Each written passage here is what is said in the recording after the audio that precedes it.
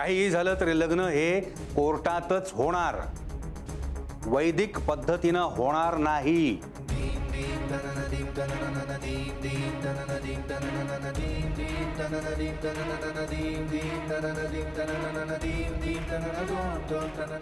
आई साडी नेस ना प्लीज. अगं उर्मी पण प्लीज आई, हे बघ एवढं कर ना माझ्यासाठी. मी हात जोडतो तुझ्यासमोर.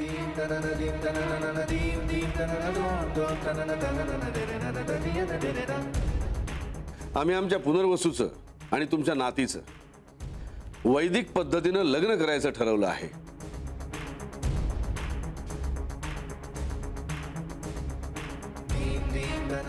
आजी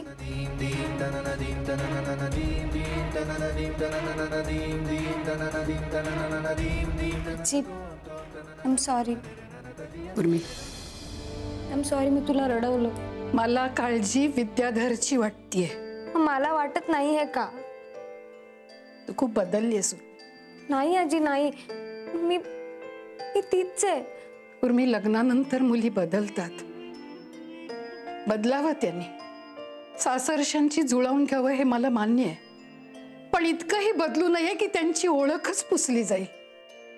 तुला ना तुझ्या स्वतःच्या विचारांची चाड आहे ना तुला स्वतःच असं काही म्हणणं उरलंय. या घरानं तुला काय दिलं मला माहित नाही, पण या घरानं माझ्या नातीचा कणा घेतलाय एवढं मात्र मला स्पष्ट दिसतंय. आजी असं नाहीये ग. मग कसं आहे उर्मी? मी एक्सप्लेन करू शकते. तुझ्या एक्सप्लेनेशननी तुझं वैदिक पद्धतीनं होणारं लग्न रद्द होणार असेल तरच मला एक्सप्लेनेशन दे. अगं तुझं लग्न झालं एकदा कोर्टामध्ये आणि तरी देखील तू नव्यानं उभी राहणार आहेस नवरी म्हणून. अगं तुला कळतंय का तू काय करतेस ते? आणि म्हणून ही लोक तुम्हाला वेगळं ठेवतायत, त्यालाही तुझी मान्यता आहे. उर्मी, अगं धार्मिक पद्धतीनं लग्न करायला तू तयार झालीस. तुझ्या बाबानं त्याचं सगळं आयुष्य ही अशी कर्मकांड करू नका हे सांगण्यामध्ये घालवलं आणि त्याची स्वतःची पोटची पोर एकदा लग्न झालेलं असताना त्याच्या नाकावर टिचून परत वैदिक पद्धतीनं लग्न करायला तयार झालीये. कसला सूड आहे ग उर्मी? मी सूड नाही का उगवत आहे. माईंचं ना बीपी हाय झालं पण त्यांना काही होऊ नये. मग तुझ्या बाबाचं काय? त्याचा विचार केलायस तू? त्याला चालणार नाहीये माहितीये मला. रोज त्याला धमकी देण्याचे फोन येतात तरी देखील तो त्याचं लिखाण थांबवत नाहीये. आणि त्याची ही एकुलती एक मुलगी.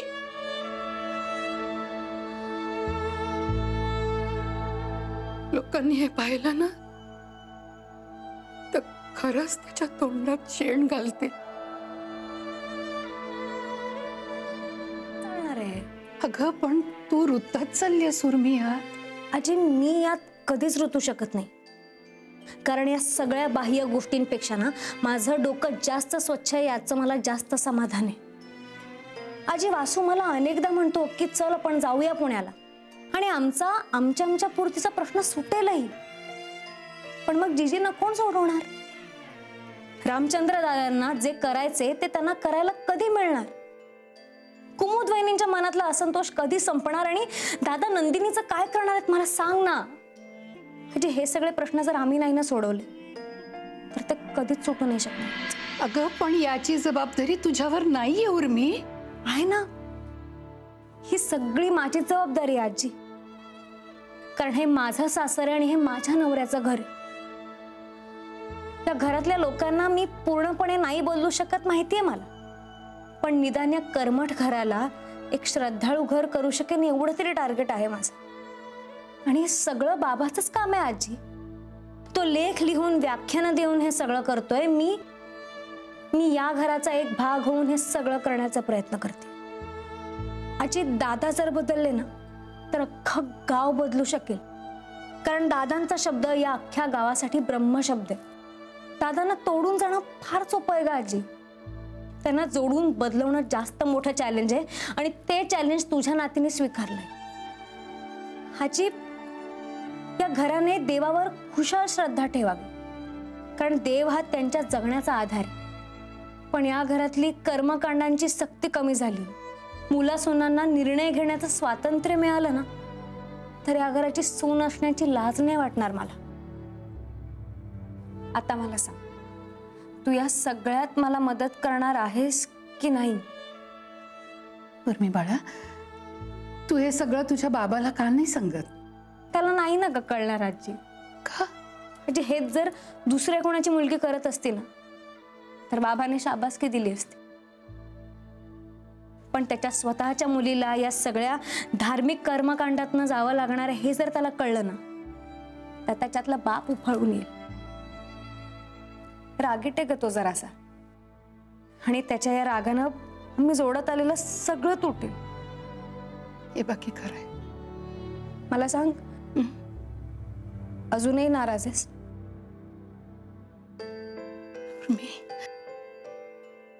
उर्मी बाळा, मला ना तुझा खूप अभिमान वाटतोय.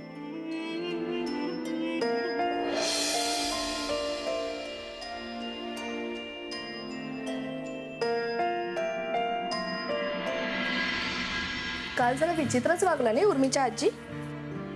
आपल्याला हवं तसं वागलं नाही की विचित्र म्हणायचं का त्यांना? तसं नाही वंस, पण बघा ना, दादा आपणहून त्यांच्याशी लग्नाबद्दल बोलले. बरं, एवढा मोठा माणूस आणि एवढ्या चांगल्या घरात त्यांची मुलगी सून म्हणून जाणार. बरं, दादानेच त्यांची पत्रिका वगैरे सगळं बघितलेलं आहे. आता विधिवत चांगले लग्नाचे संस्कार होणार आहेत, तर यांना आनंद नको का व्हायला? मला तर असं वाटतं ना की त्यांना हे सगळं आवडलेलंच नाही. अगं, आवडलं नाही असं नसणार, पण त्या बिचाऱ्या काय ठरवणार ना? त्यांच्याकडे उर्मीचे बाबाच सगळं ठरवत असणार. आता नेमकं त्यांच्या पायाला लागलं आणि ते येऊ शकले नाहीत म्हणून. नाहीतर हे तरी बाई माणसाशी एवढं सगळं कशाला बोलत बसले असते? उर्मीचे बाबा असते ना तर त्यांच्याशी सगळं सविस्तर बोलून यांनी नीट ठरवलं असतं. पण काही म्हणा माई, त्या आजींचं बोलणं काही मला आवडलेलं नाही.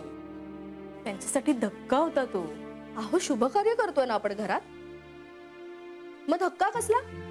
आनंद नको का व्हायला? आता त्यांना काय वाटायला पाहिजे हे पण तूच ठरवणार आहेस का? म्हणस, अहो तुम्ही सतत वाकड्यात का शिरताय? तू फार सरळ बोलतेस का? मी माईंशी बोलत होते. गरज काय? पण माई आणि दादा बघून घेतील ना. म्हणजे मी कोणीच नाहीये का? मला बोलायचा काही हक्क नाहीये? मी काहीही बोलायला गेले ना की तुम्ही पटकन बोलता मला. अहो, थोरली सून आहे ना मी या घरची. राब राब राबते मी या घरासाठी, पण कोणाला काही किंमत नाहीये त्याची. कुमुद, अगं तू नको एवढं मनाला लागून घेऊस. आणि आदिती, तू पण काय ग, कशाला उगाच शब्दाला शब्द वाढवायचा? हेच मला तुम्हा मुलींचं आवडत नाही. उर्मिलाही मी म्हंटल तेच, नको हात वाढवू उगाचच. सोडून द्यायला शिका सगळं. तू सून आहेस या घरची आणि आदिती मुलगी आहे. दोघींचाही मान सारखाच आहे घरात. चला आता सोडून द्या बरं हा विषय. स्वयंपाकाला लागा. कुमुद, नैवेद्याचा आज तू कर. हो हो माई. अगं कुमुद, अगं ए बाळा, अगं एवढं काही झालेलं नाहीये, हो की नाही? सोडून दे बरं आता सगळं. आदिती, तू पण पुरे कर हा विषय आता. अगं लग्न खरंय आपलं आता. हे पाहुणे रावळे येणार, त्यांना काय वाटेल? नणंद भाऊजाई मधनं विस्तव जात नाही. नको ग बाई, वाद नको आता. हात उचला पटापट, कामाला लागा आता. चला.